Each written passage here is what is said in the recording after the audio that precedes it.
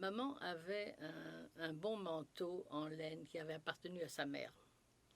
Et ma grand-mère paternelle était encore en vie, mais alors maman lui a écrit, elle n'était pas de téléphone naturellement, maman lui a écrit pour demander si elle voulait venir, si elle avait besoin du manteau.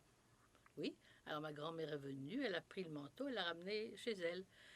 Alors, la mère de maman était une toute petite femme, tandis que la mère de papa était grande.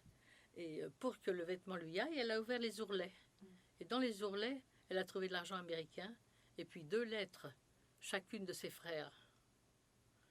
Alors tout de suite, ma grand-mère est revenue nous apporter tout ça. Et maman a écrit maintenant qu'elle avait les adresses. Elle savait qu'on vivait en Amérique. Mais en France, l'Amérique, c'est du pôle Nord au pôle Sud. Hein. Oui. Tout est Amérique. Alors, donc, elle a vu comme ça que que ses frères étaient au Canada. Et puis, alors, on a réussi naturellement à avoir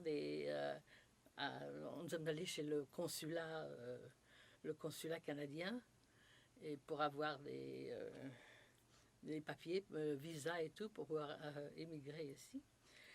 Et alors, le consul nous a fait signer. Moi, j'étais jeune, j'avais 15 ans, mais à mon frère, qui avait 6 ans de plus que moi, et maman, a signé le papier comme quoi nous ne serions pas à la charge du gouvernement canadien.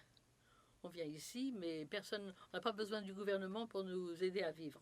Notre maman était couturière, et mon frère était maroquinier, alors ça allait bien, et puis moi j'allais à l'école.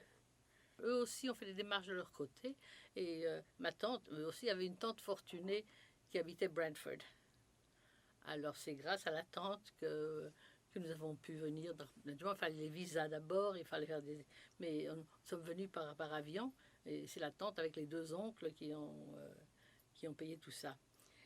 Et puis, je me rappelle que, aussitôt que maman s'est mis en rapport avec ses frères, il y avait un frère, celui de Toronto, qui disait la prière des morts à la synagogue pour nous. Parce que 5 ans sans nouvelles, puis c'est de voir tout ce qui est arrivé.